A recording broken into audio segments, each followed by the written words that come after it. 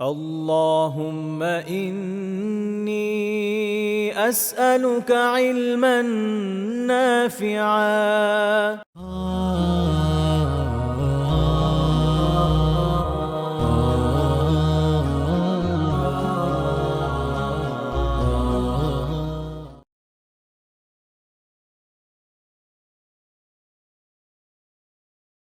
আলহামদুলিল্লাহ সাল্লাতু ওয়াসসালামু আলা রাসূলিল্লাহ মা বাদ। আপনাদের হয়তো খেয়াল আছে যে আমরা সেই বিষয়গুলো নিয়ে আলোচনা করছিলাম যে রাসূলুল্লাহ সাল্লাল্লাহু আলাইহি ওয়াসাল্লাম ঠিক কোন কোন বিষয় আমাদের জন্য অনুসরণীয় আদর্শ, এবং আমি আগেও বলেছি যে আসলে এটা বলা খুব টাফ কোন জায়গায় নন, সব জায়গায়। এবং আমরা সেই বিষয়ে কিছু উদাহরণ দিচ্ছিলাম। আপনাদের হয়তো খেয়াল আছে যে আমরা শুধু ভূমিকা হিসেবে কিছু কথা বলছি, আমি কিন্তু ভূমিকা বলছি অ্যাকচুয়ালি পুরো কোর্সের একটা ভূমিকার মতো। এবং এরপরে আমরা এটার ইনডেপথ আলাপ আলোচনায় যাবো ইনশাআল্লাহ আজিজ। তো গতদিন বলেছিলাম একটা বিষয় নিয়ে আলোচনা করব, যেটা জন্য যথেষ্ট সময় দরকার, এই জন্য গত দর্শে আমরা এটার আগাইনি। সেটা হচ্ছে যে কথাবার্তা, মানে কিভাবে কথা বলবো, নিশ্চুপ থাকা, চুপ থাকা, হাসি কান্না, এই বিষয়গুলোতেও রাসূলুল্লাহ সাল্লাল্লাহু আলাইহি ওয়াসাল্লাম আমাদের জন্য অনুসরণীয়, অনুকরণীয় আদর্শ। এটা একটা খুবই ক্রুশাল একটা পয়েন্ট। অর্থাৎ আমরা যে কথা বলি, আমাদের কথা বলা কেমন হওয়া উচিত, সেটা তেমনই হওয়া উচিত যেভাবে আল্লাহ রাসূল বলতেন। যদি আমি ওভাবে বলতে পারি তাহলে সেটা সুন্নাহ সম্মত হচ্ছে, আর যদি বলতে ব্যর্থ হই তাহলে তো সুন্নাহ সম্মত হলো না। একই রকম ভাবে তিনি কিভাবে চুপ থাকতেন, কথা বেশি বলতেন না কম বলতেন, তিনি হাসতেন কিভাবে, তিনি কাঁদতেন, এই বিষয়গুলো তো তার আদর্শ আমাদের জন্য রয়েছে। কিন্তু এমন না যে তিনি এই বিষয়ে আমাদের জন্য কোনো আদর্শ রেখে যাননি, তেমন না। বরং এই বিষয়গুলোতেও তিনি আমাদের জন্য উত্তম আদর্শ রেখে গিয়েছেন।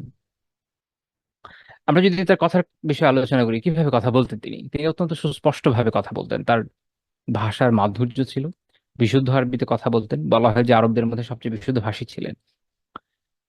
আবার এর মানে এই না যে অন্যান্য বিভিন্ন অ্যাকসেন্ট সম্পর্কে জানতেন না, জানতেন। যখন অন্যান্য বিভিন্ন অ্যাকসেন্টে যারা কথা বলে তারা আসতো, তাদের সাথেও তিনি তাদের সাথে তাদের বোঝার ভাষায় কথা বলতে পারতেন এবং বলতেন। কিন্তু তার স্বাভাবিক যে কথোপকথনের ধারা, সেটা ছিল সুস্পষ্ট আরবি, যাতে মানুষ খুব ভালো মতো বোঝে। তিনি এইভাবে কথা বলতেন, থেমে থেমে ধীরে ধীরে, বুঝিয়ে বুঝিয়ে বলতেন।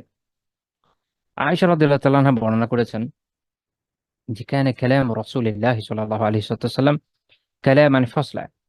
রাসূলুল্লাহ সাল্লাল্লাহু আলাইহি ওয়াসাল্লামের যে কথা, এটা ছিল একদম সুস্পষ্ট কথা। ইফহামুহু কুল্লু মান সামিআ, যেই তাকে শুনতো, তার কথা যেই শুনতো সেই তা বুঝতে পারতো। অর্থাৎ বোধগম্য ভাষায় তিনি কথা বলতেন। এইটা কিন্তু একটা ব্যাপক কথা। একটা হচ্ছে কথাটা হতো বোধগম্য। আমি যদি এমন ভাবে কথা বলি, এমন সব শব্দ, উদ্ভট উদ্ভট শব্দ চয়ন করি, লাইক শশী থারুর যেভাবে ইংরেজি বলেন, আসলে যারা শুনেছেন, আহ, বোঝানোর জন্য মনে হচ্ছে কি ভালো উদাহরণ হবে না, যে একটু বেশি একটু বেশি আপনার ডিকশনারি বেস যদি হয়ে যায় কথা, যেটা 8-10 জন মানুষ একদমই বোঝে না, তো তখন আপনার কথা আপনি কিন্তু কি করছেন, যে আপনার যে মেসেজটা এটা মানুষের কাছে পৌঁছাতে ব্যর্থ হচ্ছেন। বা এই মুহূর্তে এসে যদি আমি খুব প্রাচীন ধরনের বাংলায় কথা বলি এবং সেই ধরনের শব্দ একটু বেশি চয়ন করি, আহ, যতই শুদ্ধ হোক না কেন আপনি বুঝতে পারবেন না। কারণ ভাষা তার স্বাভাবিক গতিতে এগিয়ে যায়। আমরা এখন যে ধরনের চলিততে অভ্যস্ত, এই সময়ে এসে আমরা 20 বছর 30 বছর আগের চলিতেও হয়তো অত ভালো বুঝে উঠতে পারবো না, কারণ ভাষা গতিশীল। তো তাহলে একটা হচ্ছে যে আমি যখন শব্দ চয়ন করব, সেটা এমন ভাবে করবো, এমন ভাবে শব্দগুলোকে নিয়ে আসবো, সাজাবো যেন আপনি আমার কথাটা বোঝেন।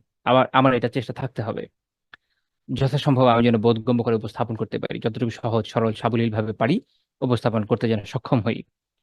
আরেকটা বিষয় হচ্ছে যে উচ্চারণের স্পষ্টতা, যেন আমি যেন অনেক স্পষ্ট ভাবে বলতে সক্ষম হই এবং বলি যেন আপনি আমার কথাটা বুঝতে পারেন। আরেকটা হচ্ছে ভাষায় যে সাবলীলতা, জড়তা বিহীন ভাবে কথা বলা। অর্থাৎ উম, শব্দের পর শব্দ আসবে, এলোমেলো হয়ে যাবে না। আর আরেকটা বিষয় হচ্ছে যে আমি যে বাক্যটা তৈরি করব সেটা অর্থবোধক হওয়া জরুরি। এমন না হোক যে আমি অর্ধেক বলে ছেড়ে দিচ্ছি এবং এরপরে আপনাকে বাকিটা মাথার মধ্যে জোড়া লাগিয়ে দিতে হচ্ছে। আমি বললাম যে কাজেই ভালো কথা বলা, এরপর কি, কাজেই নেক আমল করা, এরপর কি, আমি এই যে অর্ধেক বাক্য অর্ধেক বলে ছেড়ে দিচ্ছি, এটা না। আমি বলবো কাজে আমাদের কাজ হচ্ছে ভালো কথা বলা, বা আমাদের জন্য উচিত, আমাদের কর্তব্য হলো ভালো কথা বলা। আমাদের কর্তব্য হচ্ছে আমরা নেক কাজ করব, পূর্ণ বাক্য, বাক্যাংশ নয়। এখানে আমি 3-4টা গুণ বলেছি। আরেকটা হচ্ছে যে আরেকটা পয়েন্ট আমার মাথায় ছিল, আমি এর মধ্যে ভুলে গিয়েছি, এটা দুঃখিত। তো মোটামুটি এই বৈশিষ্ট্যগুলো যখন একটা কথার মধ্যে থাকে, একটা বাক্যে থাকে, বা যে কথা বলছে তার কথার মধ্যে এই বৈশিষ্ট্যগুলো থাকে, তখন শ্রোতার পক্ষে বোঝা সহজ হয়। এবং এই বৈশিষ্ট্যগুলো আপনি আল্লাহ রাসূলের কথার মধ্যে পাবেন। আরেকটা বিশেষত্ব এর মধ্যেও আছে যে তিনি অনেক দীর্ঘ কথা বলতেন না, কথা অল্প বলতেন, যেটা মানুষ সংরক্ষণ করতে পারতো, সংরক্ষণযোগ্য ছিল। আপনি দেখবেন যে আমি এটা পরে আসবো, একটু পরেই আসবো এই বিষয়ে, যে তার কথা হতো অল্প কথায় অত্যন্ত অর্থবোধক। আমরা 100টা কথা বলে সে কথাকে ব্যাখ্যা করতে যাই, এতই অর্থবোধক কথা তিনি বলতেন। আর আমাদের 100টা কথার মান ওই একটা কথার সমান হচ্ছে, তাই না? কারণ আমরা ব্যাখ্যা করছি এত, তারপর অনেক সময় বুঝিয়ে উঠতে পারি না। এটা শ্রোতার, বর্তমান সময়ে যারা শুনছেন বা যারা পড়ছেন, তাদেরও এখনকার সিচুয়েশনটা আমাদের দেখতে হয়। কারণ স্বাভাবিক যে এখন মানুষ এর চেয়ে অনেক বেশি অগভীর কথা শুনে অভ্যস্ত। একটু বেশি গভীর কথা বোঝানো অনেক সময় কষ্টকর হয়ে যায়। এই জন্য এত বড় পোস্ট লেখার পরও দেখা যায় যে অনেকে অনেক প্রশ্ন করেন যে এটার কি বোঝাতে চাচ্ছি এই বিষয়টায়। তখন মনে হয় 2-3 ঘন্টা একটা ভিডিও বানিয়ে ফেলি। আচ্ছা, তো যাই হোক, তো তাহলে এই বৈশিষ্ট্য আল্লাহ রাসূলের ছিল সাল্লাল্লাহু আলাইহি ওয়াসাল্লাম, যে তিনি যখন কথা বলতেন সুস্পষ্ট কথা বলতেন, এবং যে শুনতো সে বুঝতে সক্ষম হতো, অবোধগম্য নয়। আধুনিক সাহিত্যে আমার খেয়াল আছে যে রবীন্দ্র যুগ যখন ছিল তখন তাদের একটা বৈশিষ্ট্য ছিল, যে তারা এত কঠিন ভাবে বলার চেষ্টা করতো যেন মানুষের মাথার উপর দিয়ে যায়। তাহলে মনে করা হতো যে খুব ভালো সাহিত্য রচনা করেছে। এবং বাম সাহিত্যে এটা একটা বৈশিষ্ট্য আছে যে তারা যখন কবিতা লেখে, তারা যে লেখাগুলো লেখে, তার বৈশিষ্ট্য হচ্ছে এরকম যে না, আপনার কিছু বোঝা লাগবে না। যদি কেউই না বোঝে তাহলে এটা খুব ভালো সাহিত্য। কিন্তু আমাদের আমাদের যে দর্শনটা না, একটা ভিন্ন দর্শন। আমাদের জীবন দর্শন তো আল্লাহ রাসূলকে কেন্দ্র করেই। তো এখানে আমরা দেখছি যে আমরা এভাবে বলবো, এভাবে লিখবো যে না, একজন বোঝে। যদি অবোধগম্য হয় তাহলে সেটা সুন্নাহ সম্মত হলো না। কাজে একজন অনুবাদক যখন অনুবাদ করছেন, তার জন্য এটা কর্তব্য, যদি তিনি সুন্নাহ সম্মত ভাবে করতে চান, এখানেও তো একটা কাজ আপনার, যে আপনি এই মেসেজটা পারফেক্টলি পৌঁছে দেবে। যে ও শুধু আপনি বোঝেন আর কেউ বোঝে না, তাহলে হবে না। অনুবাদটা এমন হওয়া জরুরি যেন সবাই বোঝে, যেন এটা সাবলীল হয়। যখন সেটা হবে, তখন বলা যাবে যে এটা একটা সুন্দর, সাবলীল, গু- গুণগত সম্মত অনুবাদ। এবং তখন আমি বলবো যে এটা সুন্নাহর সাথে সাদুজ্যপূর্ণ। তো যাই হোক, যে হাদিসটা উল্লেখ করলাম, এটা ইমাম আবু দাউদ রাহিমাহুল্লাহ তার সুনানে উল্লেখ করেছেন, হাদিস 4839। আর আল্লামা শুআইব আরনাউত রাহিমাহুল্লাহ তাআলা সনদকে হাসান বলেছেন। রাসূলুল্লাহ সাল্লাল্লাহু আলাইহি ওয়াসাল্লাম কথা যখন বলতেন, কখনো কখনো একটা কথাকে 3বারও বলতেন। আনাস রাদিয়াল্লাহু তাআলা আনহু বলছে যে আন্না নাবিয়্যা সাল্লাল্লাহু আলাইহি ওয়াসাল্লাম কানা ইযা তাকাল্লাম বিকালিমাতান আ'আদাহা সালাসান হাত্তা তুফহামা আনহু। তো তিনি বলছেন, যখন রাসূলুল্লাহ সাল্লাল্লাহু আলাইহি ওয়াসাল্লাম কোনো কথা বলতেন, তখন যেন বুঝতে পারে আরেকজন, এই জন্য 3বার পর্যন্ত এটাকে রিপিট করতেন। 3বার পর্যন্ত, এটা সহিহ বুখারীর বর্ণনা। অর্থাৎ এমন হতে পারে যে আমি একটা কথা বললাম, আরেকজন এটা বুঝলো না, তখন আমার কাজ হচ্ছে যে এতে বিরক্ত না হয়ে আমি এটাকে আবার রিপিট করব। আমি আপনাকে বলছি, আপনি শুনছেন, কিন্তু শুনে আপনি বুঝলেন না। আমাকে জিজ্ঞেস করলেন যে আপনি এটা দিয়ে কি বুঝিয়েছেন, বা আমি শুনিনি ঠিক মতো। বিরক্ত না হয়ে আমার কাজ হচ্ছে আবার আপনাকে বোঝানো। কারণ আল্লাহ রাসূল ছিলেন উম্মার শিক্ষক, এবং এখান থেকে প্রত্যেক শিক্ষকেরই শেখার একটা উপাদান রয়েছে, যে শ্রোতা এবং ছাত্র, তারা যদি কোনো কথা না বুঝে, বুঝতে ব্যর্থ হয়, যদি প্রশ্ন করে, আমার কাজ হচ্ছে এটাকে আবার রিপিট করা।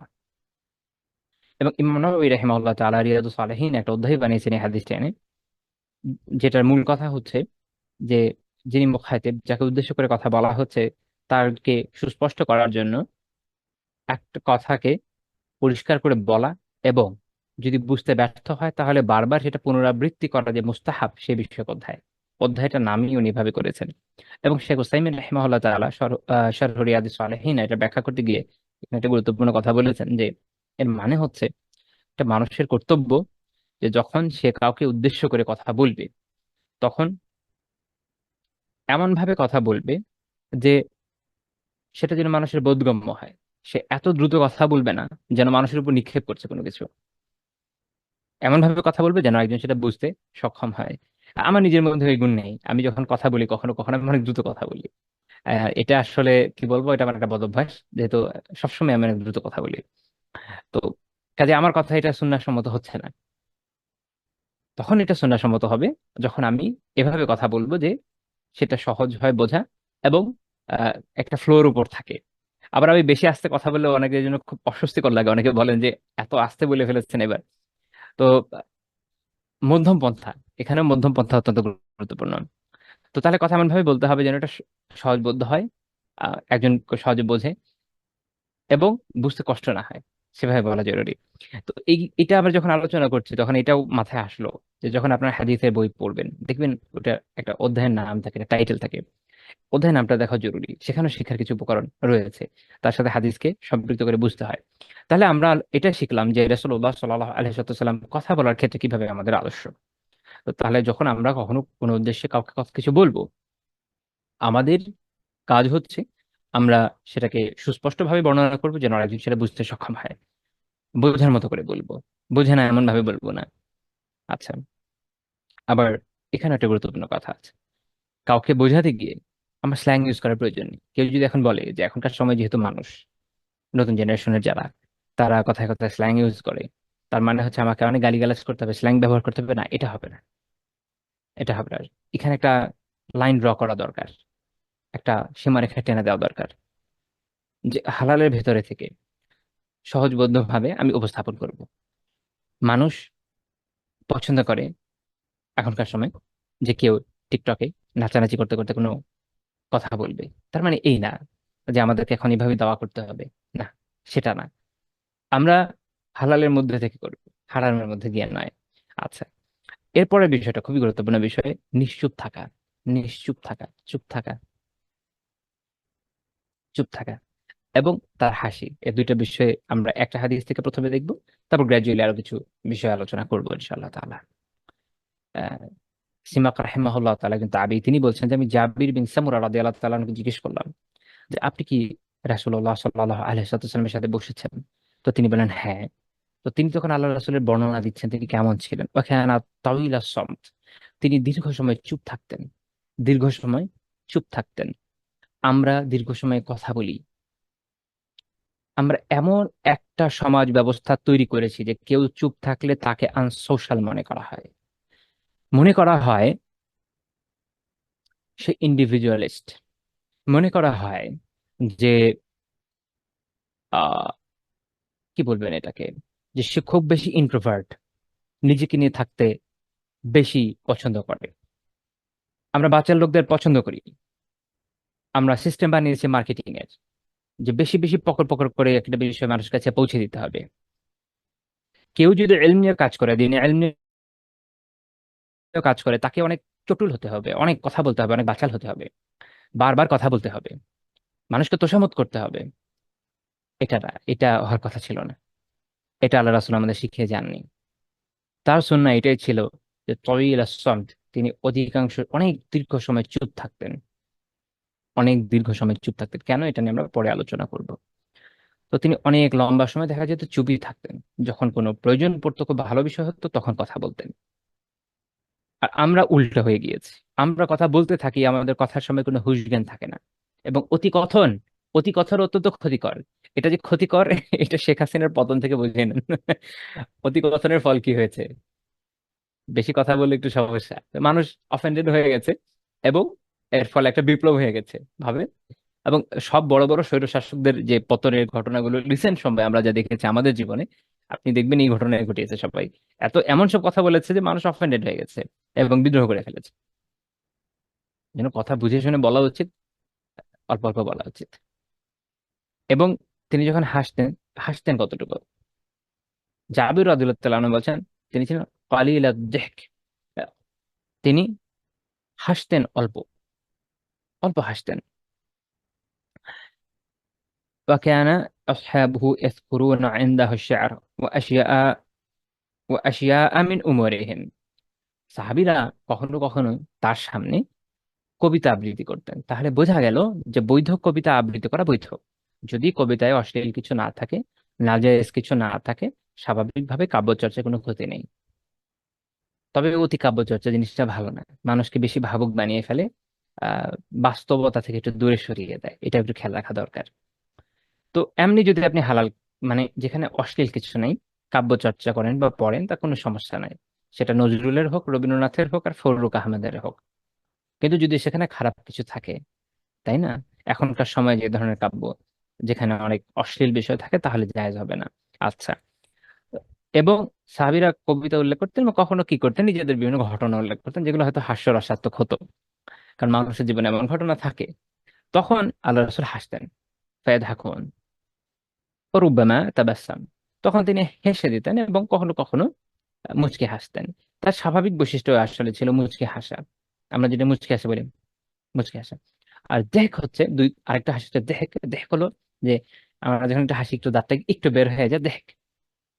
আর আরেকটা আছে, দেহেকের একদম সর্বোচ্চ চূড়া আছে যে আপনার যে আহ, আপনার যে কি বলবো, নাওয়াজিদ, আপনার যে একদম মাড়ির দাঁত, শেষ দাঁত, এটা দেখা যায় কখনো কখনো মানুষ যখন হেসে ফেলে। কিন্তু আল্লাহ রসুল ভাবে হাসলো, সেটা কখনো কখনো হেসেছেন, কিন্তু সেটা অট্ট হাসি না। মানে কি, দাঁত বের হয়েছে কিন্তু সাউন্ড হয় না।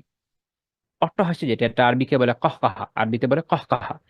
আরবি এটা খুবই সুন্দর ভাষা, যে প্রত্যেকটা বিষয়ের জন্য আলাদা আলাদা শব্দ আছে। তো কহকাহা হচ্ছে, আমাদেরও আছে, এমন না যে একদম নাই, কিন্তু আমরা না শব্দগুলো ভুলে গিয়েছি যে এগুলো আসলে কি মিন করে। যাই হোক, তো অট্ট হাসি, হা হা হা করে হাসা, এটা তিনি হাসতেন না। তো কখনো কখনো তিনি এই দাঁত বের করা যে হাসি, সেটা হাসতেন, কিন্তু অধিকাংশ সময় দাঁত না বের করা যে হাসি, মুচকি হাসি, সেটাই হাসতেন। তো যে হাদিসটা উল্লেখ করলাম, এটা ইমাম আহমদ রাহিমাহুল্লাহ তার মুসনাদে উল্লেখ করেছেন, মুসনাদের 20,810 নম্বর হাদিস।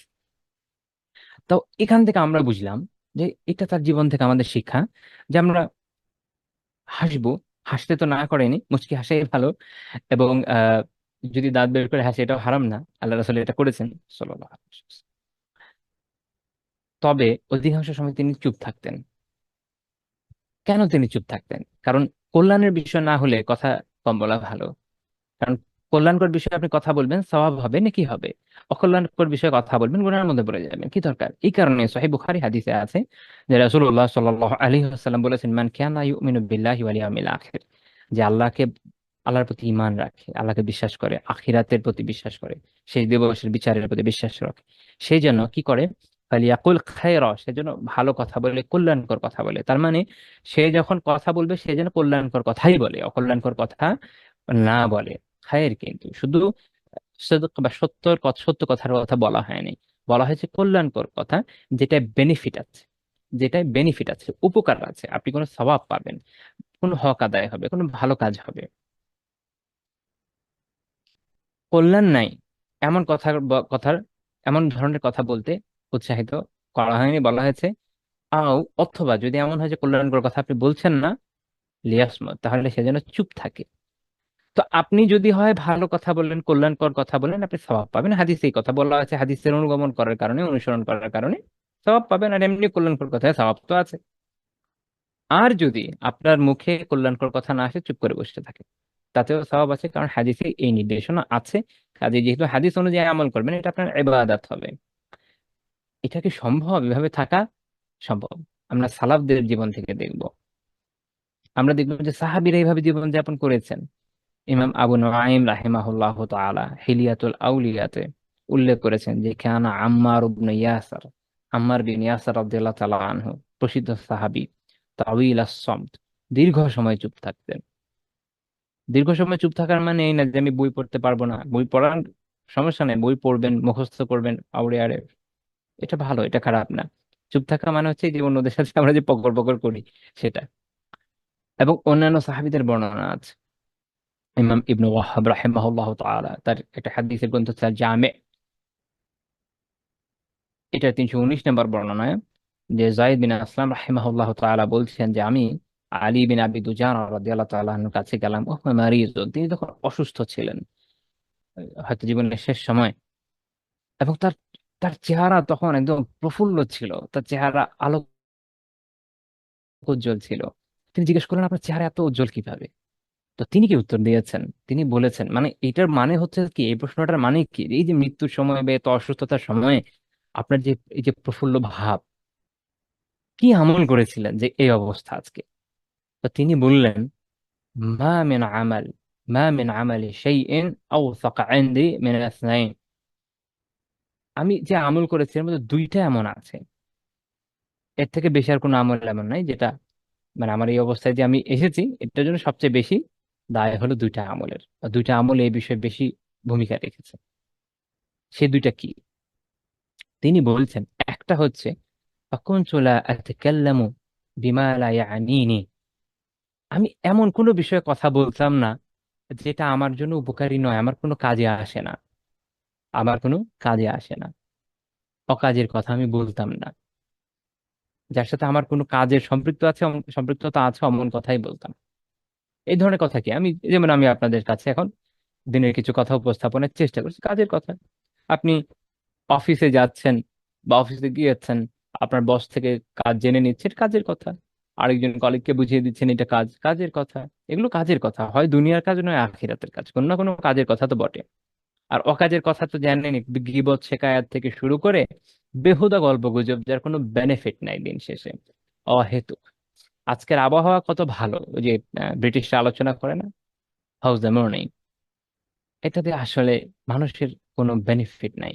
হ্যাঁ, যদি জানানো লাগে যে আজকে ঝড় হবে, সতর্ক থাকেন, এটা একটা কাজের কথা। তার মানে আপনার জন্য দুনিয়ার অথবা আখিরাতের কোনো না কোনো জায়গায় কাজে আসছে কিনা এমন কথা বলেন, না হলে দরকার নেই।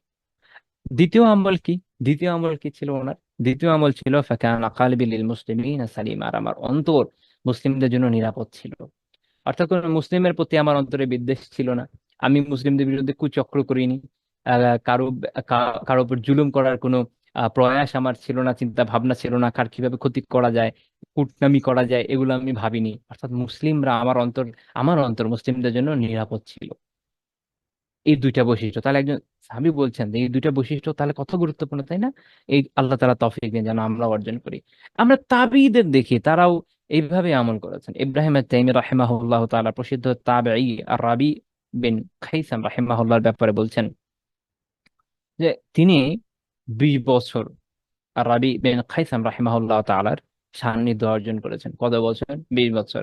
20 বছর সান্নিধ্য অর্জন করা চারটি খানি কথা না। তিনি বলছেন যে এই তারই সান্নিধ্যের বিষয়ে, মা সামি'a মিনহু কালিমাতান তাআব, তিনি এর মধ্যে কোনো কটু কথা, খারাপ কথা, অশ্রাব্য কথা, খারাপ মানে যা যা হয় যেগুলো কাজের কথা না, এগুলো কোনো কিছু তার কাছ থেকে শ্রবণ করেননি। এটা অনেক কঠিন কাজ। আপনি একদিন দুদিন অভিনয় করে নাটক করে চালিয়ে দিতে পারেন, কিন্তু যখন আপনার ভেতরে যে পরিচ্ছন্নতা, আত্মিক পরিচ্ছন্নতা, এটা আসলে অর্জিত হবে, তখন আপনি কখনোই আহ এই এই এই এই ধরনের বদ অভ্যাস আপনার মাঝে আসবে না, আপনি বের করতে পারবেন না। যে বকা দিতে জানে না, গালি দিতে জানে না, তার মুখ থেকে গালি বের হবে না। যে জানে, সে সিচুয়েশনে পড়লে তার মুখ থেকে এমনি বের হয়ে যায়। তখনই বোঝা যায় যে ভাই জাহেলিয়াত তো ভেতরে রয়ে গেছে, বের তো হয় নাই। আল্লাহ তাআলা আমাদেরকে পরিশুদ্ধ করে দিন এগুলো থেকে, আমিন। আমাদের অনেক ভাই বোন আছেন, আমি তো বোনদের কথা তো বলতে পারবো না, বাট ব্যাপকভাবে বললাম, ভাইদের যেমন দেখেছি, আহ যখন খুব রেগে যান, কোনো সিচুয়েশনে হন, বের হয়ে যায় মুখ থেকে বিভিন্ন জাহিলিয়াতের বিষয়, গালি বের হয়ে যায়, অশ্লীল কথা বের হয়ে যায়। কেন বের হয়ে যায়? কারণ ভিতরে রয়ে গেছে, ওটা বের হয়নি তো। আপনাকে ভিতরে এটা সাফ করতে হবে, একদম সার্ফ এক্সেল দিয়ে ঘষে মেজে, তাহলে আপনার আত্মিক পরিশুদ্ধি হবে। তাহলে না আপনি দিনের পথে এগিয়ে যেতে পারবেন। নিজেকে প্রশ্ন করেন, যে কথাগুলো বলছি নিজেকে প্রশ্ন করেন, আসলে আপনার কি অবস্থা, আমার কি অবস্থা, আমি নিজেকে প্রশ্ন করি। তো যে বর্ণনাটা দিয়েছে এটা ইমাম ইয়াকুব বিন সুফিয়ান রাহিমাহুল্লাহর কিতাব আল মারিফা ওয়াত তারিখে আছে। ইমাম শাবি রাহিমাহুল্লাহ তাআলা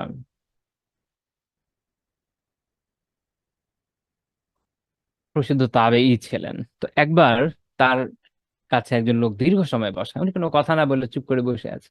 আমরা না কথা না বলে দুজন লোক বসে থাকলে এটা খুব ন্যাচারালি নিতে পারি না। আমাদের মনে হয় যে এই লোকটা মনে হয় অহংকারী, কথা বলতে চায় না আমার সাথে। আরো অনেক ধরনের কুচিন্তা আসে। তো একজন তাবেঈ বসে আছেন। সাহাবী রাহিমাহুল্লাহ অনেক বড় ইমাম ছিলেন, অনেক বড়, এবং অনেক সাহাবীর সাক্ষাৎ পেয়েছেন। সবচেয়ে বেশি সাহাবীদের সাক্ষাৎ যে সকল তাবি পেয়েছেন তার মধ্যে সাহাবী রাহিমাহুল্লাহ একজন। অনেকক্ষণ চুপ করে বসে আছে।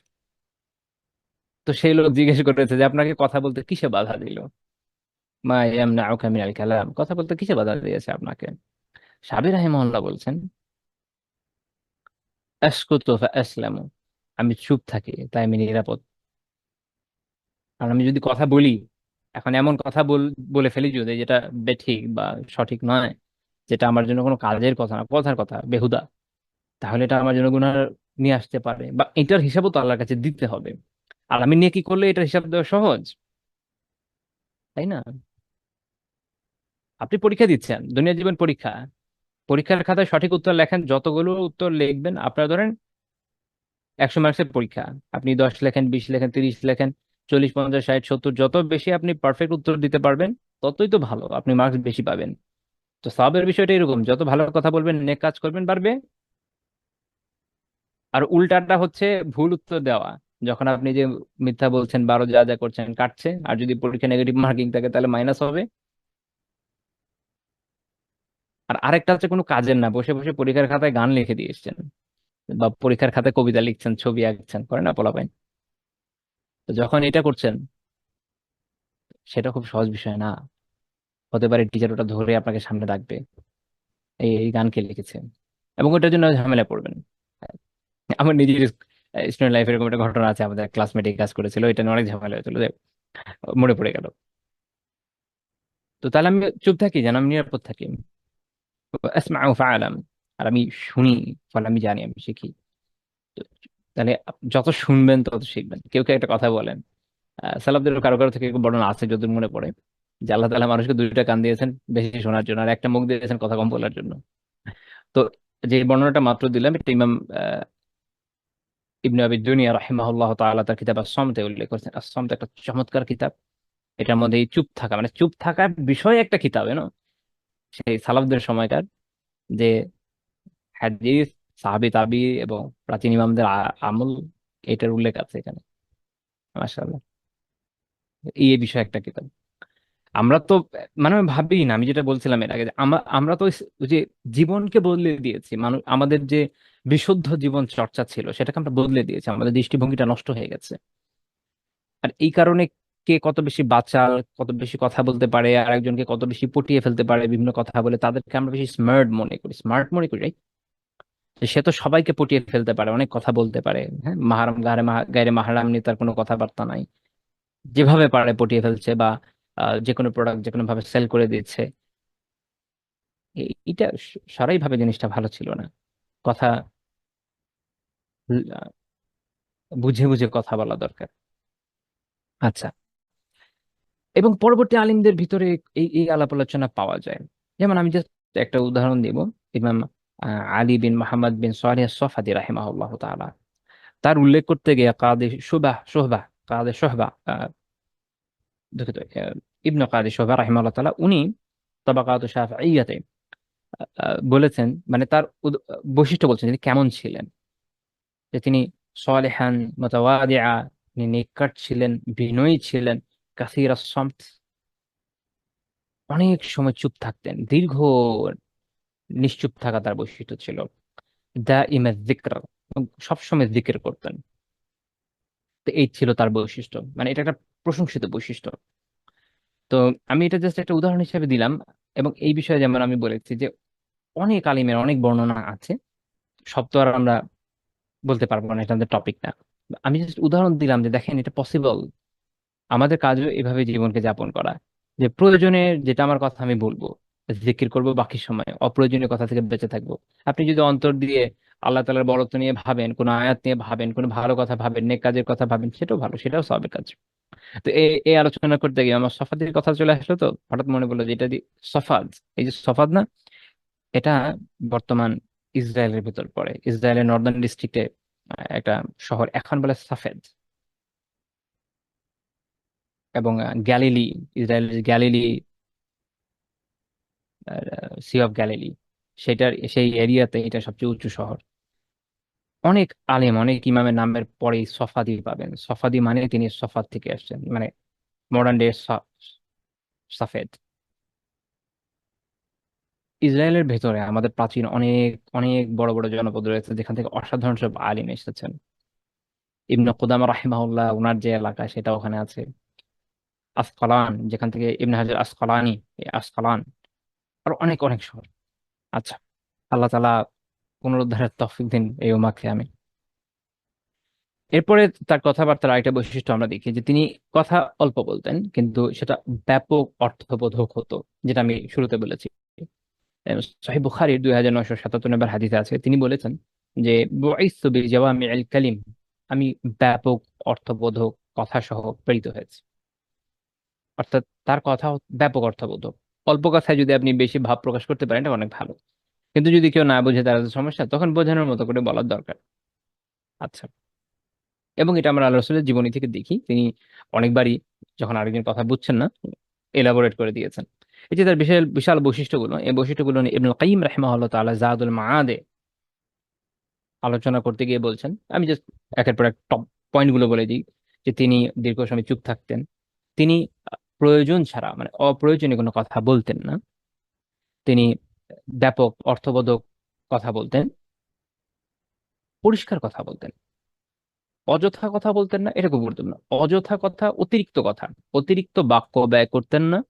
আবার কথাকে বলতে গিয়ে বেশি ছোট করে ফেলতেন না যে আরেকজন বুঝবে না, তাহলে দুইটার মাঝখানে থাকতেন। এটা হলো জরুরি। তিনি এমন কথা বলতেন না যেটা কোনো কাজে আসবে না, যেটার সাথে প্রয়োজন আছে শুধু ওই কথাটাই বলতেন। এবং কথা বলতেন যে সওয়াবের কথা, যাতে কল্যাণ আছে, খায়ের আছে, আখিরাতে সওয়াব আছে, এই ধরনের কথা বলতেন। যখন তিনি কোনো কিছু অপছন্দ করতেন, এটা তার চেহারা দেখে বোঝা যেত, তার চেহারার রং চেঞ্জ হয়ে যেত। তিনি অশ্লীল ভাষী ছিলেন না, নিজেও অশ্লীল ছিলেন না, হট্টগোল হইচইকারী ছিলেন না। তিনি আহ দাঁত বের করা যে হাসি, এটা কমই হাসতেন, মুচকি হাসতেন বেশি। বরং ইবনুল কাইয়িম রাহিমাহুল্লাহ বলছেন বাল কুল্লুহু তাবাসসুম, বরং অধিকাংশ হাসি তার আসলে মুচকি হাসি। অর্থাৎ আপনি যখন মানে অনেক বড় সংখ্যার সাথে ছোট কিছু সংখ্যা মিলে মিলে বড় সংখ্যাটাই প্রিভেল করবে, এটাই প্রাধান্য পাবে সেই হিসাবে আর কি। যেন কখনো কখনো এরকম হয়েছে যে তিনি এভাবে হেসেছেন, দাঁত বের করে হাসি, এবং সর্বোচ্চ পর্যায়ে যখন তিনি খুব বেশি হেসেছেন, এরকম দু একটা বর্ণনা পাওয়া যায়, তখন তার যে নাওয়াজিস, তার যে একদম মাড়ির দাঁত, শেষে যে দাঁত, এটা বের হয়ে গেছে, কিন্তু শব্দ করে না। আচ্ছা, এখন আমরা যদি তার কান্নার বর্ণনায় আসি, কান্নায় তো তিনি আদর্শ, কান্নায় তিনি আদর্শ। তার কান্না দেখেন, জাওয়াদুল মাআদ থেকে আমি সংক্ষেপে বলি। ইবনুল কাইয়িম রাহিমাহুল্লাহ বলছেন যে তিনি কখনো কোনো উম্মতের জন্য রহমত স্বরূপ কাঁদতেন, উম্মতের জন্য রহমত স্বরূপ কাঁদতেন, যেন আল্লাহ তাআলা উম্মতের প্রতি দয়া করে। উম্মতের উপরে যে আযাব, তার ভয়ে কাঁদতেন কখনো কখনো, আল্লাহ যেন উম্মতকে মাফ করে দেয়, তাদের প্রতি ভালোবাসায়। কখনো কখনো তিনি আল্লাহ তাআলার খাশিয়া, আল্লাহ তাআলার ভীতি কারণেও কাঁদতেন, আল্লাহর ভয়ে, আল্লাহ তাআলাকে ভয় পেয়ে। কখনো কখনো তিনি কোরআন তিলাওয়াত শুনে কাঁদতেন, কখনো কখনো নিজে তেলাওয়াত করেও কাঁদতেন। যখন তার ছেলে, তার সন্তান ইব্রাহিম মারা গেলেন, তখনও তিনি কেঁদেছেন রহমত স্বরূপ। এবং এটা তিনি বলেছেন যে তেদমাউল আইন ওয়া ইয়াহজানুল কলব ওয়া লা নাকুল ইল্লা মা ইউরদি রাব্বানা। অত্যন্ত ব্যাপক একটা মেসেজ, একটা শিক্ষা এখানে আছে। তিনি তার সন্তানকে, তার যখন মারা গিয়েছে ইব্রাহিম রাদিয়াল্লাহু তাআলা আনহু, তখন তিনি কি বলছেন যে চোখ অশ্রু সিক্ত হয়েছে, অন্তর ব্যথায় ক্লিষ্ট হয়েছে, কিন্তু ওয়ালা নাকুলু ইল্লা মা ইউরদি রাব্বানা, কিন্তু আমাদের রব যা পছন্দ করেন, যাতে সন্তুষ্ট হন, আমরা শুধু ওই কথাই বলবো। দেখেন, এরকম বিপদে নিজের সন্তান বলে, এটা বলা হয় যে বাবার কাঁধে সন্তানের লাশ, এটা আহ, সবচেয়ে বেদনাদায়ক বিষয়। আর যেহেতু ইব্রাহিম ছোট ছিলেন, তাহলে তিনি আল্লাহ রাসূলের কোলেই ছিলেন ওই সময়, তাহলে এটা আরো বেশি কষ্টের, আরো বেশি বেদনার। কিন্তু এতটুকু হাহুতাশ না, আল্লাহ তাআলার যে ফায়সালা, তাতে সন্তোষ পোষণ, উম্মার জন্য যুগ যুগের জন্য উদাহরণ স্থাপন করে গিয়েছেন। বলছেন যে আমরা এমন কিছু বলবো না যে আল্লাহ তাআলার সন্তোষের বাইরে, আল্লাহ তাআলা যাতে সন্তুষ্ট হন এমন কথাই বলবো। তিনি বলছেন ওয়া ইন্না বিকা ইয়া ইব্রাহিম লামাহজুনুন, হে ইব্রাহিম, তোমার বিচ্ছেদ বেদনায় আমরা ব্যথাতুর। আল্লাহর উপর ভরসা রাখছেন, খুবই গুরুত্বপূর্ণ। যখন তার একজন কন্যার যান কবজ করা হয়, সেটার উপস্থিতিতেও তিনি কেঁদেছেন। ইবনে মাসউদ রাদিয়াল্লাহু তাআলা আনহু সূরাতুন নিসা তিলাওয়াত করছেন একদিন, যখন তিনি এখানে এসেছেন। ফাকাইফা ইযা জি'না মিন কুল্লি উম্মাহ বিশাহীদিন ওয়া জি'না বিকা আলা হাউলাই শাহীদা। সেদিন কেমন হবে, যেদিন প্রত্যেক উম্মার জন্য একজন সাক্ষ্য হাজির করা হবে এবং এদের উপরে আপনাকে সাক্ষ্য হিসেবে উপস্থাপন করা হবে। এই যে একটা ভার, এই যে দায়িত্ব, তিনি কেঁদে দিয়েছেন। কোরআন তাকে আলোড়িত করতো, আমাদের তো অন্তর পাথর হয়ে গেছে, পড়ি এদিক দিয়ে শুনি ওদিক দিয়ে বের হয়ে যায়। আল্লাহ তাআলা আমাদের অবস্থা শুধরে দিন। যখন ওসমান বিন মাযউন রাদিয়াল্লাহু তাআলা আনহু মারা গেলেন, তিনি সেদিনও কেঁদেছেন। তো আমরা যদি মনে করি যে না, কেউ মরে গেলে কান্নাকাটি করা ভালো না, এটা ভুল কথা। আল্লাহ রাসূল কেঁদেছেন তো, তার কন্যার মৃত্যুতে কেঁদেছেন, তার সন্তানের মৃত্যুতে, ছেলের মৃত্যুতে কেঁদেছেন, অন্য একজন সাহাবীর মৃত্যুতেও কেঁদেছেন। সূর্যগ্রহণ ছিল একদিন, তখন তিনি সলাত আদায় করার সময় তখনও কেঁদেছেন, আল্লাহর ভয়ে, আল্লাহর আযাবের ভয়ে। কারণ আপনারা জানেন যে এই যে গ্রহণগুলো হয়, তখন আসলে মহাজাগতিক ক্ষেত্রে একটা বিশাল বড় একটা আলোড়নের বিষয়, একটা একটা রিস্ক থাকে, যেটা আমরা এখন সাইন্টিফিক্যাল স্টাডির কারণে জানতে পারি। যে ওই সময় তো আর আমাদের জানা সম্ভব ছিল না, সাধারণ মানুষের পক্ষে ছিল না, কিন্তু যেহেতু তিনি আল্লাহ রাসূল, তিনি অনেক কিছু জানতেন। তো তিনি কেঁদেছেন ভয়ে যে আল্লাহ না ধ্বংস করে দেন।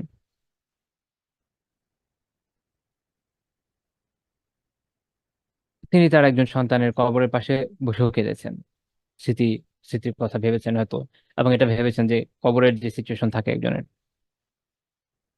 তিনি সলাতুল লাইলে কেঁদেছেন রাতেতে, আমরা এটা নিয়ে আগে আলোচনা করেছি। দেখেন কতগুলো জায়গায় তিনি কেঁদেছেন। এখন আমরা যদি আমাদের নিজেদেরকে একটু চিন্তা করি এবং তার কাঁদার বৈশিষ্ট্যটা দেখেন না, তিনি কাঁদছেন আল্লাহ তাআলার তাকদীরে সন্তোষ পোষণ করে কাঁদছেন। কোনো বিলাপ নাই, কোনো হাহুতাশ নাই। আমরা কত ধার্মিক ধরনের মানুষ বিপদের সময় দেখা যায় যে তারা সেইভাবে আসলে সবর করতে সক্ষম হন না। আমি জানি না আমি নিজেও পারবো কিনা, আমি নিজে অযোগ্যতা স্বীকার করি। মানে আমাদের মধ্যে আসলে ওই বৈশিষ্ট্যটা তৈরি হয়নি। ওই বৈশিষ্ট্যটা আমাদের মধ্যে কি আদৌ তৈরি হয়েছে, বা আমাদের মধ্যে আছে, যে একদম শরিয়ার প্রতি এই যে নিবেদিত প্রাণ হওয়া, যে আমার জীবনের, আমরা যেমন কোরআনে আমরা পড়েছি তাই না, যে আমাদের সলাত, আমাদের ইবাদত, ইন্নাস সলাতি ওয়া নুসুকি ওয়া মাহইয়ায়া ওয়া মামাতি, আমার জীবন এবং আমার মরণ লিল্লাহি রাব্বিল আলামিন, সবকিছু রব্বুল আলামিনের জন্য। তাহলে এমন ভাবেই চলতে হবে যেন সবই তার জন্য হয়। আমরা আমরা আত্মস্থ করতে পারি নাই, এটা আমাদের মানতে হবে, আমাদের জীবনে আসেনি এটা। এই বৈশিষ্ট্যগুলো আমরা ধারণ করতে পারি নাই, তা আমি আমি যেই হই না কেন, আমার আমার অবস্থা এরকমই, আমাদের সবার অবস্থা এরকমই। এটা আমাদের বড় ব্যর্থতার জায়গা। আমি বলেছি কি, যে চুপ থাকা, হাসি, এমনকি কান্নার ক্ষেত্রেও আমরা আল্লাহ রাসূলের জীবন, সেখানে যে আদর্শ, সেটাকে আমরা ধারণে আসলে ব্যর্থ। যেভাবে তিনি সলাতে কেঁদেছেন, সিজদায় কেঁদেছেন, শেষ রাতে কেঁদেছেন, আমরা তো এর ধারে কাছেও যেতে পারছি না। আল্লাহ তাআলা আমাদের ক্ষমা করুন, আমাদের দুর্বলতাগুলোকে দূর করে দিন। আমিন। 20 নম্বর পয়েন্ট হচ্ছে, তিনি খুতবা বা সম্ভাষণের ক্ষেত্রেও, মানে সামনে উপস্থিত লোকদের খুতবা দেওয়া, ভাষণের ক্ষেত্রেও কিন্তু আমাদের তিনি অনুসরণীয় আদর্শ। এখানে একটা বিষয় বলে রাখি, খুতবা বলতে আমি শুধু জুমার খুতবার কথা এখানে আলোচনা করতে যাচ্ছি না। খুতবা মানে হচ্ছে স্বাভাবিকভাবে আপনি যে ভাষণ দেন, এটাই খুতবা।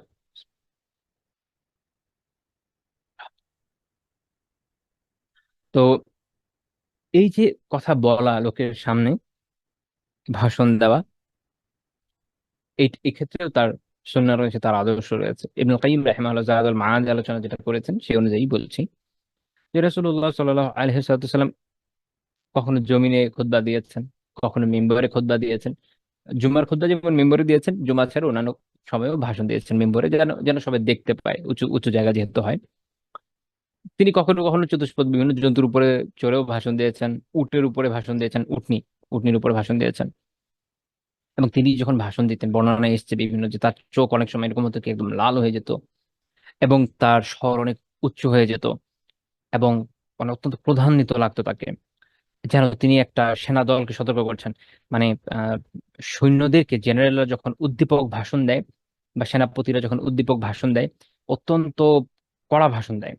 দেখা যায় যে এক একজন টকবক করে ফুটে উত্তেজনায়, এর ফলে পুরো ফোর্স উদ্বেলিত হয়ে ওঠে। তো এইভাবে আগেকার সময় সেনাবাহিনীকে ভাষণ দেওয়া হতো, এখনো মেবি দেয়। তো অনেক এটার সাথে তুলনা করা হয়েছে যে অনেকটা যেন এমন ভাবেই তিনি ভাষণ দিতেন, তার ভাষণে বৈশিষ্ট্য ছিল এরকম। আমরা তো ধরেই নিয়েছি যে একজন যদি লোক আলিম হয় বা তলিবে ইলম হয়, যাই হোক না কেন, তাকে ভাষণ দিতে হবে মিন মিন করে, খ্রিস্টান পাদ্রীদের মতো। দ্যাটস নট রাইট, এরকম না। একটা হচ্ছে স্বাভাবিকভাবে আমি আপনার সাথে কথাবার্তা বলছি, দার্স দিচ্ছি, এটা একটা বিষয়। কিন্তু যখন আমি ভাষণ দিব, মানুষকে উদ্দীপ্ত করব, তখন আমি যদি আওয়াজ উঁচু করি, মানুষের কাছে ঠিকমতো পৌঁছাতে সক্ষম হই, মানুষকে উদ্দীপ্ত করতে পারি, সেটা বরং সুন্নাহর সাথে অধিক নিকটবর্তী। এটার জন্য খারাপ মনে করার কোনো কারণ নাই। এটা আমাদের এই চিন্তাধারার যে একটা নষ্ট হয়ে গেছে, ওটা ঠিক করতে হবে। আচ্ছা। এবং তিনি খুতবা শুরু করতেন আল্লাহ তাআলার হামদ, আল্লাহ তাআলার প্রশংসা দিয়ে। এবং অনেক ফুকাহা এরকম বলেছেন যে তিনি আহ, যে ইস্তিসকার সলাত, বৃষ্টি প্রার্থনার যে সলা, সেটা যে খুতবা, সেখানে তিনি ইস্তিগফার দিয়ে শুরু করতেন। আহ দুই ঈদের যে খুতবা, সেটা তাকবীর দিয়ে শুরু করতেন। এরকম কিছু কথাও সুন্নাহ, এরকম কিছু কথাও বিভিন্ন ফকিগণ বলেছেন। তবে ইবনুল কাইয়িম রাহিমাহুল্লাহ বলছেন যে এটা আসলে একদম এরকম না যে এটি শুধু সুন্নাহ, বরং এর খেলাফও আছে, এর বিপরীতে পাওয়া যায়। বরং এটাই এটাই বাস্তবতা যে তিনি তিনি বলছেন, ইবনুল কাইয়িম বলছেন যে ওয়াহুয়া ওয়াহুয়া ইফতিতাহ জামিউল খুতাবি বিল হামদি লিল্লাহি, তিনি সকল খুতবা আল্লাহ তাআলার হামদ, আল্লাহ তাআলার প্রশংসা দিয়ে শুরু করতেন। এবং এটা শাইখুল ইসলাম ইবনে তাইমিয়া রাহিমাহুল্লাহ তাআলা এই মতটাকে প্রাধান্য দিয়েছেন, এবং ইমাম আহমদ রাহিমাহুল্লাহ তিনটা মতের মধ্যে এটা একটা, যে সকল কথা শুরুতে। কারণ আমরা এর আগে হাদিস, আমার মনে নেই আমি আপনাদের সাথে আলোচনা করেছি কিনা, একটা হাদিস আছে বিষয় যে এই বিষয়ে আর কি গুরুত্ব দেয় যে শুরুটা যেন বিসমিল্লাহ বলে, দুঃখিত, শুরুটা যেন আল্লাহ তাআলার হামদ, আল্লাহ তাআলার প্রশংসা দিয়ে করা হয়। তো এটাকে ব্যাপকভাবে ধরা হয়েছে। তো তো সেই হিসেবে যে কোনো বর্ণনা, যে কোনো খুতবা যখন আমরা দিই, শুরুতে আল্লাহ তাআলার প্রশংসা করে বাঞ্ছনীয়। এবং এটা আমরা অন্যান্য বর্ণনাতেও পাই। যেমন ও আরেকটা বিষয় হচ্ছে, তিনি দাঁড়িয়ে দিতেন। তিনি এই এই এই যে খুতবা দিতেন, ভাষণ দিতেন, কিভাবে দিতেন? দাঁড়িয়ে দিতেন। আতা রাহিমাহুল্লাহ তাআলা তার একটা মুরসাল বর্ণনা করেছেন এরকম, যে আন্নাহু কানা সাল্লাল্লাহু আলাইহি ওয়াসাল্লাম ইযা সাইদা আল মিম্বার আকবালা বিওয়াজহি আলা নাস সুম্মা ক্বাল আসসালামু আলাইকুম। তিনি যখন মিম্বারে উঠতেন, মানুষের মুখোমুখি হতেন, প্রথমেই সালাম দিতেন। তাহলে এটা আমরা জানলাম যে এরকম উঠে প্রথম কাজ হচ্ছে কি সালাম দেওয়া।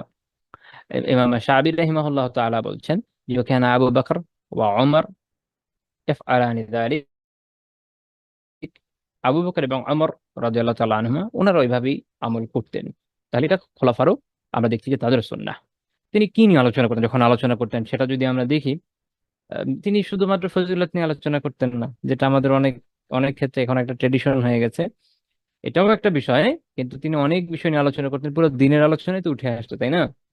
তিনি কি আল্লাহ তাআলার প্রশংসা করতেন, আল্লাহ তাআলার হামদ এবং সানা পাঠ করতেন। তারপরে কি করতেন? তারপর তিনি ইসলামের যে বিভিন্ন নিয়ম নীতি, এগুলো শেখাতেন। ইবনুল কাইয়িম বলছেন কি, ওয়া তাআলিমি কওয়াইদিল ইসলাম, ইসলামের যে বিভিন্ন নিয়ম কানুন, নিয়ম নীতি, মূলনীতি, এগুলো শিখিয়ে দিতেন। ওয়া যিকরিল জান্নাতি ওয়ান নার ওয়াল মাআদ, জান্নাত জাহান্নাম এবং প্রতিষ্ঠিত যে বিষয়গুলো রয়েছে, এগুলো সম্পর্কে তিনি জানাতেন, শেখাতেন। আমরা তো অনেক সময় আলোচনায় হারিয়ে ফেলি, তাই না? এবং ওয়াল আমর বিত্তাকওয়াল্লাহ, আল্লাহ তাআলার তাকওয়া সম্পর্কে মানুষকে শেখাতেন, জানাতেন যে কিভাবে আপনি আল্লাহ তাআলার তাকওয়া অর্জন করবেন, তাকওয়া আসলে কি, কোন কোন বিষয়ের মাধ্যমে তাকওয়া অর্জিত হয়, বা কোন কাজটা করলে এটা আসলে তাকওয়া, সেটাও তো বোঝা দরকার। তো সেই বিষয় নিয়ে আলোচনা করতেন। এবং জানাতেন যে কি বিষয়, কোন কাজটা করলে আল্লাহ তাআলা ক্ষুব্ধ হন, রাগান্বিত হন, কোন কাজটা করলে আল্লাহ তাআলা সন্তুষ্ট হন, এটা তিনি জানিয়ে দিতেন। তো এইভাবে বলতে গেলে পুরো দিনই তার আলাপ আলোচনায় উঠে আসতো। তো এখান থেকে আমরা বুঝি যে মিম্বরের দায়িত্ব অত্যন্ত গুরুত্বপূর্ণ। এবং এই দায়িত্ব এতই গুরুত্বপূর্ণ যেখানে আপনাকে পুরো দিনেরই প্রতিনিধিত্ব করতে হয়। দিনের একটা দুইটা পার্ট শুধু উল্লেখ করা না, একটা দুইটা পার্ট শুধু উল্লেখ করে ছেড়ে দেওয়া যাবে না, বরং পুরো দিনকেই মানুষের সামনে উপস্থাপন করতে হবে। এটা হলো একটা দায়িত্ব, যেটা সম্পর্কে অবশ্যই আমরা জিজ্ঞাসিত হব। আল্লাহ তাআলা আমাদেরকে সঠিকভাবে দায়িত্ব পালনের তৌফিক দিন, আমিন। এরপরে আমরা 21 নম্বর পয়েন্টে যাব, মুআমালাত বা লেনদেনের ক্ষেত্রে। লেনদেন, আমরা যে পারস্পরিক লেনদেন করি না, এখানে তো আমরা শেষ হয়ে গেছি। এইখানে তো আমাদের 12টা বেজে গেছে পুরো জাতিরই, এই অন্তত আমাদের অঞ্চলে যে অবস্থা আর কি। তো এইখানেও তার দিয়ে যাওয়া আদর্শ আমাদের জন্য রয়েছে, যে এটা এটা আমাদের অনুসরণীয়। ইবনুল কাইয়িম রাহিমাহুল্লাহ জাদুল মাআদে বলছেন যে রাসূলুল্লাহ সাল্লাল্লাহু আলাইহি ওয়াসাল্লাম নিজে যেমন ব্যবসা করেছেন, বিক্রি করেছেন, কিনেছেন। তো রিসালাত এর দায়িত্ব পাওয়ার পরে তিনি আর ব্যবসা নিজে সেভাবে করেন নাই, কিনেছেন, অনেক জিনিস কিনেছেন, আবার কখনো কখনো অন্যের জন্য কিছু কিছু বিক্রিও করে দিয়েছেন। এর ফলে আমরা ওই বিষয়ক আদর্শও জানতে সক্ষম হই। তো কিভাবে তিনি মানুষের সাথে মুআমালাত রক্ষা করতেন, এটা বিশাল আলোচনার বিষয়। আল্লাহ যদি কখন তৌফিক দেয়, ইনশাআল্লাহ আমরা পরে এটা নিয়ে আলোচনা করার চেষ্টা করব। আমরা একটা বিষয় দেখি, যেমন পার্টনারশিপ। আমরা তো পার্টনারশিপ যখন করি না, আমাদের কি হয় এটা তো আমরা সবাই জানি। দুজন মানুষ, তিন চারজন মানুষ পার্টনারশিপ করা মানে আমাদের দেশে লাগালাগি, ঝগড়া, ভয়ানক অবস্থা, একজন আরেকজনের জিনিসপত্র মেরে দেওয়া। তো সাহেব বলছেন রাদিয়াল্লাহু তাআলা আনহু যে আমি নবী সাল্লাল্লাহু আলাইহি ওয়াসাল্লামের কাছে উপস্থিত হলাম। তখন উপস্থিত অনেকজন বেশ পরিচিত মানুষ ছিলেন, ভালো মানুষ হিসেবে পরিচিত ছিলেন, সবাই তার ব্যাপারে প্রশংসা করছেন। তো আল্লাহ রাসূল বললেন যে আনা আ'লামুকুম, আমি তার ব্যাপারে তোমাদের থেকে বেশি জানি। কেন? কারণ আহ রাসূলুল্লাহ সাল্লাল্লাহু আলাইহি ওয়াসাল্লাম একসময় তার সাথে পার্টনারশিপে ব্যবসা করেছেন। ঠিক আছে, কাজী যারা একসাথে উম লেনদেন করে তারা আসলে একজন একজনকে সবচেয়ে ভালো জানে। বলা হয় যে যদি দুইটা মানুষ পারস্পরিক লেনদেন কখনো না করে, তাহলে বোঝা যায় না যে আরেকটা মানুষ আসলে কত ভালো। কত ভালো ভালো মানুষ টাকা নিয়ে মেরে দেয়, কত কত ভালো ভালো মানুষ টাকা নিয়ে ঘুরায় দিনের পর দিন, তাই না? এটা তো আমরা জানি। তো তো কাজী এই যে লেনদেন করেছেন, এই জন্য তিনি জানেন এই সাহাবীর বিষয়ে সব থেকে বেশি। এটা আল্লাহ রাসূল বলছেন। তো সাহেব রাদিয়াল্লাহু তাআলা আনহু কি বলছেন, উনি উৎফুল্ল হয়ে গেছেন। তিনি বলেন যে সাদাকতা বিআবি আনতা ওয়া উম্মি, সত্য বলেছেন, আপনার জন্য আমার বাবা মা উৎসর্গিত। এটা আরবদের একটা কথরিতি। আচ্ছা, তিনি বলছেন যে কোনটা শারীকি মানে আমার শারীক, আপনি আমার অংশীদার ছিলেন, পার্টনার ছিলেন ব্যবসায়। কতই না উত্তম পার্টনার আপনি ছিলেন। আপনি ভাবেন যে অনেক আগে উনি ব্যবসা করেছেন, কিন্তু রিসালাতে দায়িত্ব পাওয়ার পর থেকে সেভাবে তার আর ব্যবসার বর্ণনা পাওয়া যায় না। তাহলে তারও আগের কথা, এখনো সেইটা নিয়ে উচ্ছ্বসিত হয়ে যাচ্ছেন একজন একজন সাহাবী, যে তখন আপনি কতই না ভালো আপনি পার্টনার ছিলেন। আমাদের অবস্থা দেখেন, আমাদের এক একজন এমন ঘটনা ঘটায় আলিয়াউযুবিল্লাহ, যে এরপর আর একজন একজন পারলে মুখই না দেখে। এবং তিনি দুইটা বৈশিষ্ট্য বর্ণনা করেছেন, যে কোন তালা তুদারি ওয়ালা তুমারি, আপনি না আমার সাথে কোনো বাদানুবাদ করতেন, কোনো ঝামেলা করতেন বা কোনো ঝগড়াঝাটি করতেন। এটাকে আপনি বলতেন ডিসপিউট করে না, ডিসপিউট। আমি আসলে খুব ভালো বাংলা এটার মাথায় আসছে না আমার, যে অনেকটা বলতে পারেন যে আপনি আমার সাথে এই ধরনের কোনো ডিসপিউটের মধ্যে জড়াতেন না, কোনো মনোমালিন্যের মধ্যে, যেটা নিয়ে আমরা একমত হতে পারছি না, এই বিষয়গুলো নিয়ে ব্যবসাতে যেটা হয়। এবং ঝগড়াঝাটি তো কখনো করতেন না। এই যে একটা উত্তম বৈশিষ্ট্য আল্লাহ রাসূলের সাল্লাল্লাহু আলাইহি ওয়াসাল্লাম, দুইটা উত্তম বৈশিষ্ট্য তিনি বলছেন। তাহলে ব্যবসার মধ্যে যদি আপনি এমন ভাবে চলেন যে দুইজন মিলে হয়তো ঝগড়াঝাটি করেন না, বাদানুবাদ করেন না, এবং অবশ্যই খেয়ানত করেন না, তাহলে ব্যবসা ঠিক মতো চলবে। তো এই হাদিস সুনান আবু দাউদের 4834 নম্বর হাদিস, শেখ আলবানী রাহিমাহুল্লাহ সহিহ বলেছেন। এবং রাসূলুল্লাহ সাল্লাল্লাহু আলাইহি ওয়াসাল্লাম এই মুআমালাতের মধ্যে আরো কিছু বিষয় যদি আমরা আলোচনা করি, যেমন হাদিয়া নেওয়া, কেউ কাউকে কোনো উপহার দেওয়া, হাদিয়া। তিনি হাদিয়া নিজে নিতেন, গ্রহণও করতেন, কেউ দিলে হাদিয়া অপরকে দিতেনও। এবং কখনো কেউ যদি হাদিয়া দিত, কেউ কোনো কিছু দিত, তিনি তার উল্টো প্রতিদানও দিতেন। মানে কেউ কাউকে তাকে কিছু দিলে তিনি আরো বেশি করে তাকে দিতেন। এটা তার স্বভাব ছিল। আমরা পেছনে আলোচনা করেছি, সামনে ইনশাআল্লাহ তাআলা আরো আলোচনা করবো। তো এখান থেকে বোঝা যায় হাদিয়া দেওয়া নেওয়া করাটা সুন্নাহ। তবে আল্লাহ রাসূল কখনো কখনো অনেকে হাদিয়া প্রত্যাখ্যানও করেছেন বা বলেছেন যে আমি নিব না। এর কিছু কজ আছে এটা, অর্থাৎ ওইগুলো থেকে আমরা একসময় দেখবো, আমরা সামনে এটা নিয়ে আলোচনা করবো, তাতে বোঝা যাবে যে কখনো কখনো বিরত থাকাও ভালো। যেমন আমাদের সালাফরা অনেক সময় বিরত থাকতেন, কারণ মানুষ হাদিয়া দিয়ে কখনো খোঁটা দেয়, কখনো আহ, আসলে বুঝতে পারে না সে কি কাজ করছে। কখনো এমন হয় যে এটার বিনিময়ে কোনো ফেভার চায়, এরকম অনেক বিষয় হয়। এবং তিনি কখনো কখনো মানুষকে কোনো কিছু দিয়ে দিতেন, হেবা করে দিতেন। আহ সাদাকা না, সাদাকা তো হচ্ছে দান খয়রাতে হয়, আরেকটা হচ্ছে এমনি কাউকে দিয়ে দেওয়া কোনো কিছু, সেটা হচ্ছে বলে হেবা করা। কখনো কখনো এরকম দিয়ে দেওয়া, এটা চেয়েও নিতেন অন্যদের অন্যদের থেকে, যখন দিনই কোনো কল্যাণ থাকতো কোনো কোনো বিষয়ে। যেমন ইয়াজ বিন সালামা বিন আল আকওয়া, তিনি তার পিতা থেকে বর্ণনা করছেন, অর্থাৎ সালামা বিন আল আকওয়া রাদিয়াল্লাহু তাআলা থেকে বর্ণনা করছেন। তিনি বলছেন যে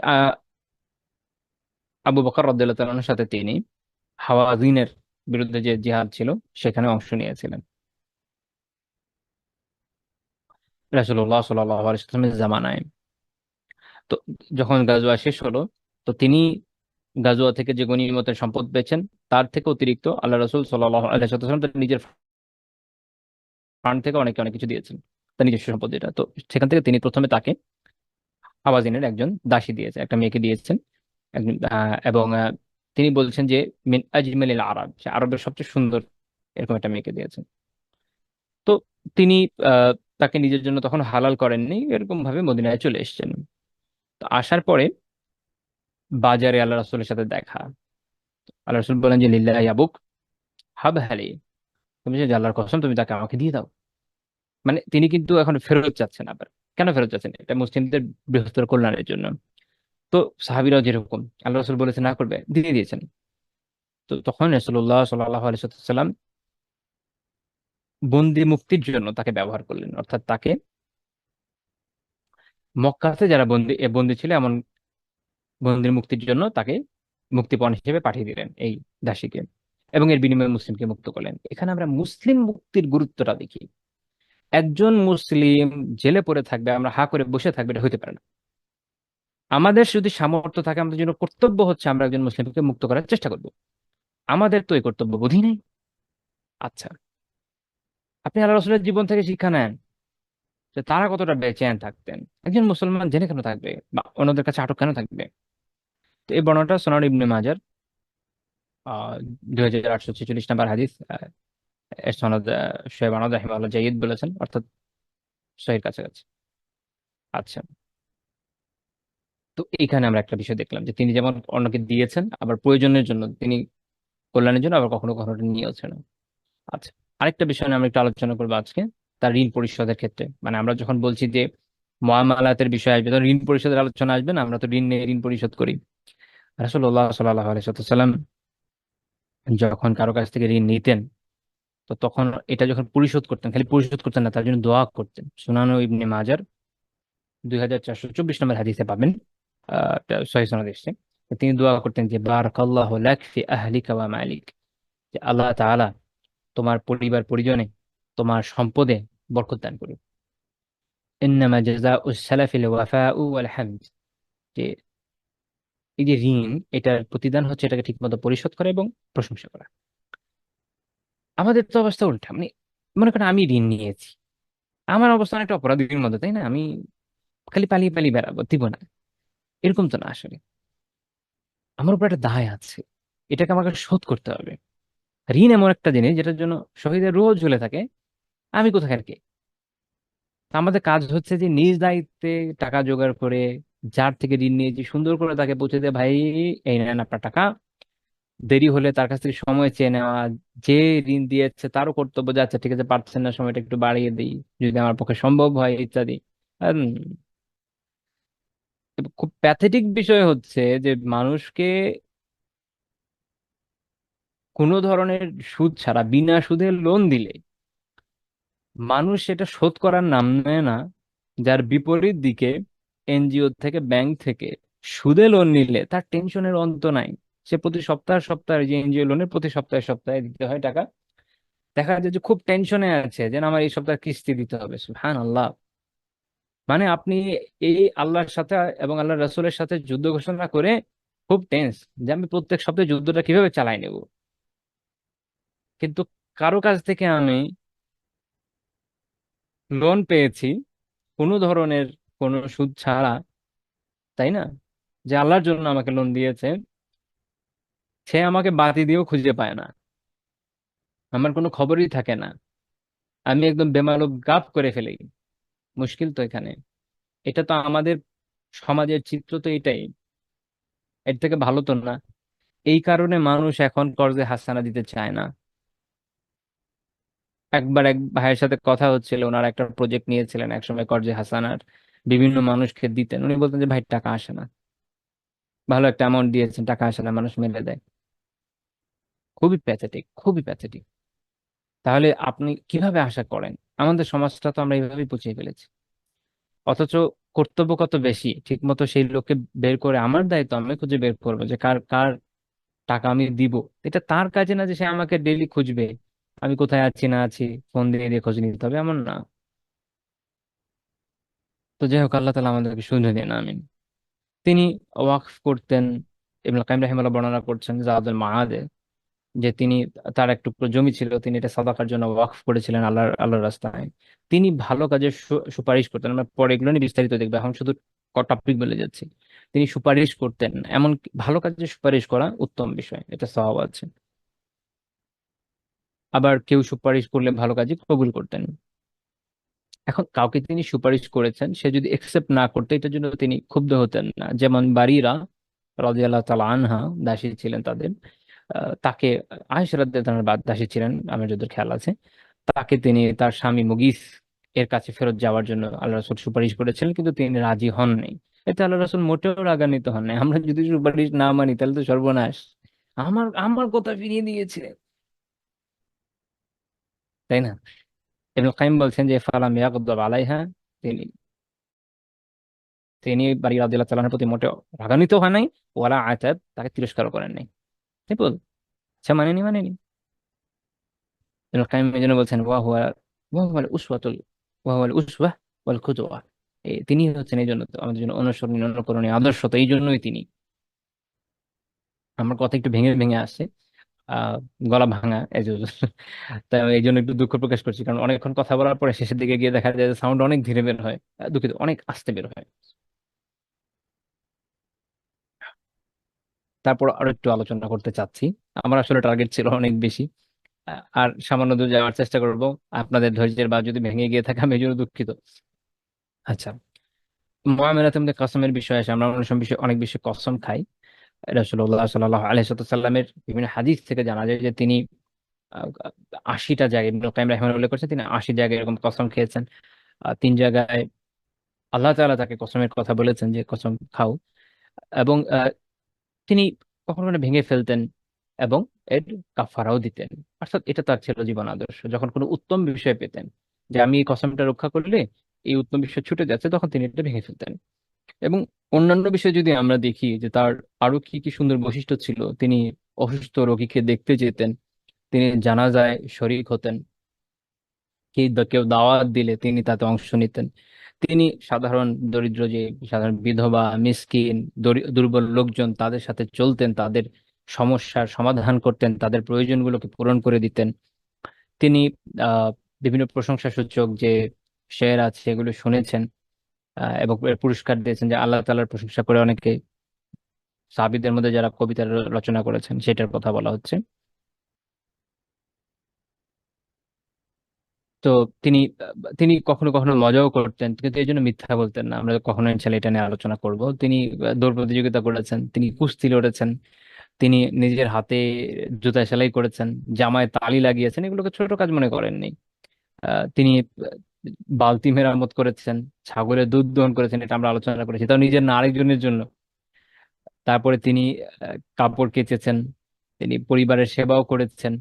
আহ, মসজিদ নির্মাণ, যখন মদিনার মসজিদ নির্মিত হয়, তিনি সাহাবীদের সাথে ইট বহন করেছেন। আমরা দেখেছি যে, বা আমরা জানি যে যখন খন্দকের যুদ্ধ হয়, অন্যান্য সাহাবীদের সাথে তিনিও মাটি বহন করেছেন। এই যে ডাউন টু দা আর্থ তার মেন্টালিটি, এখন পর্যন্ত শুধু আজকের দর্শে আমরা যতটুকু বিষয় নিয়ে আলোচনা করলাম, যেই যেই বৈশিষ্ট্য আলোচনা করলাম, আমি মাঝে মাঝে বলেছি, আগেও বলেছি, এখন আবারও বলি, এই বৈশিষ্ট্য আপনি দুনিয়ার কোন মানুষটার মধ্যে পান বলেন তো? আমাদের অনেক আলিমরা বলতেন যে ইসলামের বড় নিদর্শন আল্লাহ রাসূল নিজে। ইসলামের বড় নিদর্শন রাসূলুল্লাহ সাল্লাল্লাহু আলাইহি ওয়াসাল্লাম নিজে। তার জীবন যদি কেউ দেখে, তার ব্যক্তিত্ব যদি কেউ দেখে, তার সম্পর্কে যদি সঠিকভাবে কেউ জানে, আর তার মস্তিষ্ক যদি সুস্থ স্বাভাবিক হয়, তার বিবেক যদি মরে গিয়ে না থাকে, অবশ্যই সে ইসলাম গ্রহণে বাধ্য, শুধু এই ব্যক্তির জন্য। এমন মানুষ, এমন মানুষও হয় না, আর এমন মানুষ কোনো মিথ্যা কথা বলতেও পারে না। তো আল্লাহ তাআলা তৌফিক দিলে আগামী দিন ইনশা আল্লাহ তাআলা আমরা এর পরের টপিক থেকে আবার আলোচনা শুরু করব। আজকে আমাদের আলোচনা এই পর্যন্তই থাকছে। সুবহানাকাল্লাহুম্মা বিহামদিকা লা ইলাহা ইল্লা আনতা আস্তাগফিরুকা ওয়া আতুবু ইলাইক।